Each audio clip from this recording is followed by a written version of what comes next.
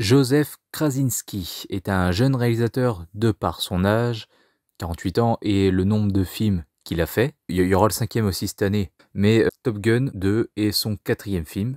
Il a fait notamment Oblivion, un film de science-fiction que j'ai en Blu-ray, mais que j'ai vu qu'une seule fois et dont je n'ai plus aucun souvenir, je suis désolé. Je sais que j'avais aimé, mais voilà. Et Tron l'héritage que je compte voir, mais que je n'ai pas encore vu parce que je n'ai même pas vu le premier. Donc voilà, il a fait un film avec Tom Cruise en 2016 et en 2010, son tout premier film. C'est un film qui fait suite à un vieux film, entre guillemets, des années 80.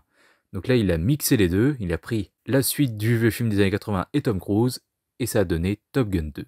J'aurais pu être enjoué de cette nouvelle si j'avais vu, avant cette année, Top Gun, premier du nom, et si j'avais aimé. J'ai donc vu le premier Top Gun, pour aller voir le 2, et je n'ai pas du tout aimé. Je n'ai pas détesté, ce n'est pas pourri, mais bon Dieu, qu'est-ce que c'est long et chiant, et pas intéressant du tout.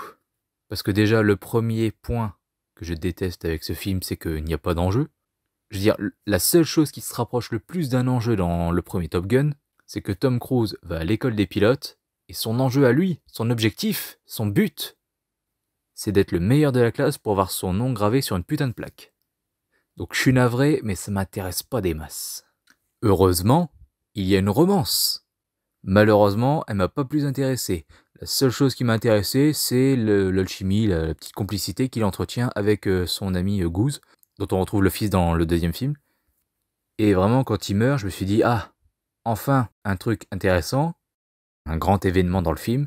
Et quand tu le revois remonter dans son avion avec la musique et tout, un petit peu sombre, avec les basses qui t'en foutent plein les oreilles, tu te dis, oh putain, là, il va tout défoncer, ça va être génial à partir de là. Et je me voyais aimer le film qu'à partir de ce moment-là. Et finalement, non, ça reste nul. Enfin, pas intéressant, je veux dire.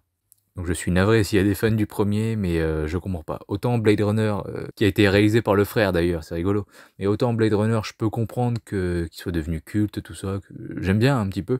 Mais bon voilà, je préfère le deuxième aussi. Là, Top Gun, je comprends pas pourquoi c'est devenu culte, pourquoi tout le monde l'a aimé. J'ai l'impression que c'est juste parce que c'est Tom Cruise, parce qu'il est beau gosse, parce qu'il est amoureux d'une belle meuf, et puis tout le monde s'est imaginé être la belle meuf, et... Je vois pas l'intérêt de ce film, vraiment. Et donc j'ai acheté le Top Gun 1 pour le voir. Le 2 était déjà sorti. Et j'ai mis, je crois, une semaine à aller voir le 2, tellement ça m'avait refroidi. Et donc qu'est-ce que j'en ai pensé finalement de ce deuxième Top Gun?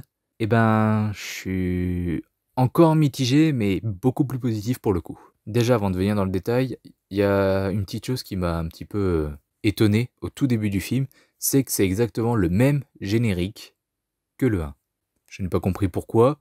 Au départ, je me suis dit, ah, bonne idée, c'est est-ce que s'ils font des suites et tout, puis que même dans 50 ans, on fera toujours des Top Gun, ça pourrait devenir comme une petite routine, un peu comme avec les James Bond, qui commencent avec les gun barrels et puis les génériques, etc.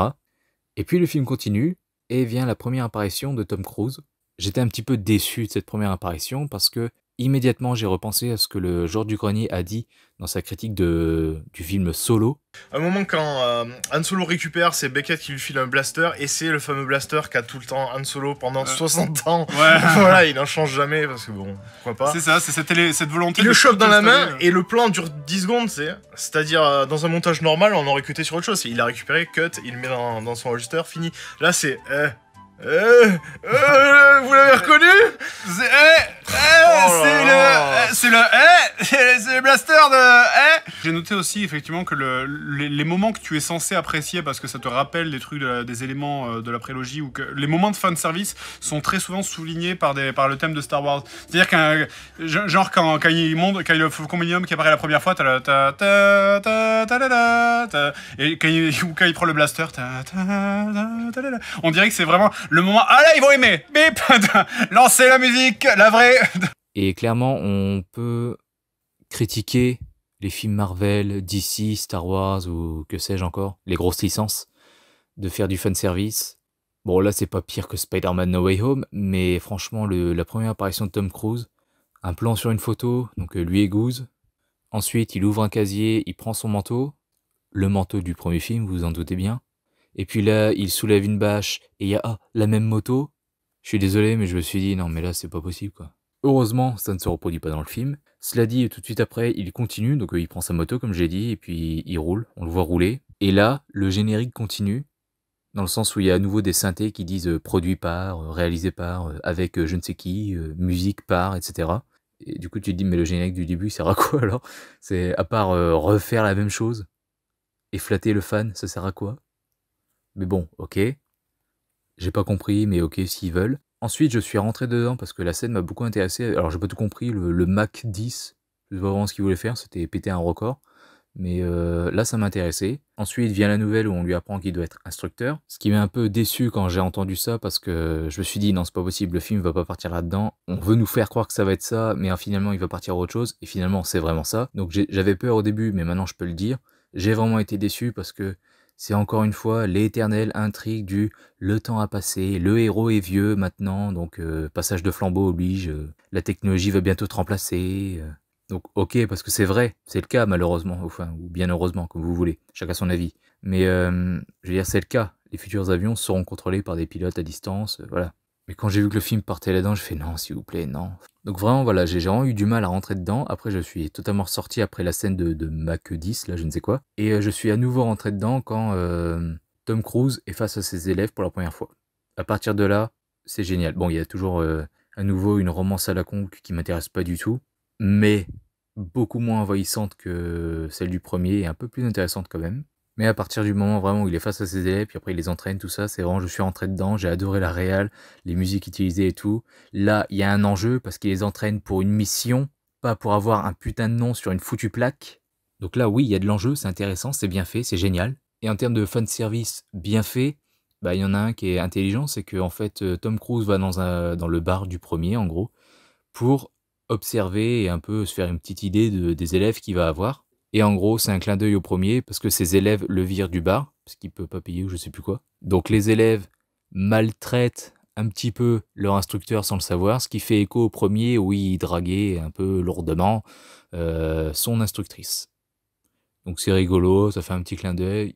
Et c'est utile au scénario parce que il vient ici, après avoir été piégé en 86, il vient à son tour ici pour piéger ses élèves et pour les observer et les juger avant leur première rencontre. Donc ça c'était intéressant, une bonne idée.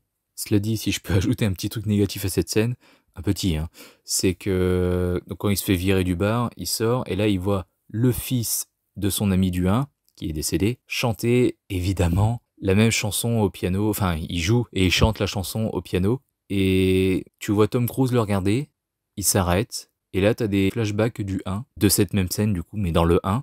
Et vu comment c'est joué, vu comment c'est tourné, t'as l'impression de suivre un héros qui était amnésique et qui vient de retrouver ses esprits. J'ai trouvé ça un chouïa mal fait, c'est vraiment pour pinailler ce que je dis, je sais, mais voilà, j'ai pas trouvé ça très très subtil. Et puis bien sûr, encore une fois, fanservice. Ensuite, pour parler dernier petit défaut, les Deus Ex Machina à la fin, il y en a deux, le jeune Goose qui sauve Tom Cruise et Hangman qui les sauve tout à la fin. Mais au moins c'est bien fait parce que j'aurais été déçu, même si j'ai pas d'attache particulière au premier Top Gun, j'aurais été déçu qu'il le tue quand même parce que j'en ai marre qu'on tue les héros. Mais au moins c'est bien fait parce que c'est deux fois là. J'ai vraiment cru qu'ils allaient y passer. Donc Tom Cruise quand il est tout seul et à la fin quand il est avec le gosse, j'ai vraiment cru à chaque fois qu'ils allaient y passer et non. Et en plus c'est bien fait et bien préparé puisque on voit quelques plans avant de Hangman par exemple qui hésite à partir ou pas avec son avion, de Goose qui repart en arrière, etc.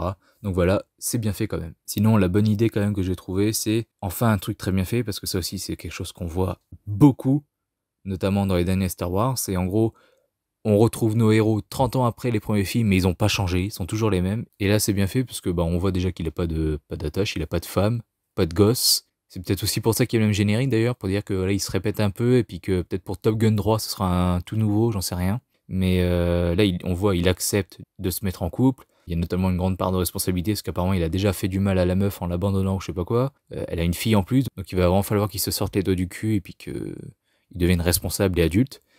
Et aussi, on voit que c'est son nouveau rôle d'instructeur qui le fait avancer dans la vie. Il reste plus bloqué à la même case. Donc, c'est bien fait. Sinon, si vous me trouvez mitigé, bon, voilà, j'ai quand même un gros problème avec la première demi-heure, les premières 25 minutes, on va dire.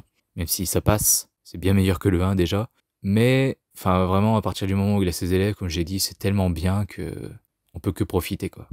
Donc voilà, j'ai adoré Top Gun 2 et même si c'est pas un grand coup de cœur, déjà là dans mon classement des meilleurs films de cette année, il est assez haut, plus haut que j'aurais pu le croire. Il est pas premier mais il est quand même assez haut. Donc même si je suis un petit peu mitigé plus, non c'est quand même très bien et que vous ayez aimé Top Gun 1 Je vous conseille d'aller voir évidemment, parce que vous pourrez qu'aimer, je pense. Et si vous n'avez pas aimé, bah, faites comme moi et une amie, donnez quand même sa chance aux deux, parce que vous allez être agréablement surpris. Voilà, n'hésitez pas à me donner votre avis dans les commentaires, surtout si vous n'êtes pas d'accord. Et moi je vous dis à très bientôt pour une prochaine critique sur Critics Uncan. Salut à tous.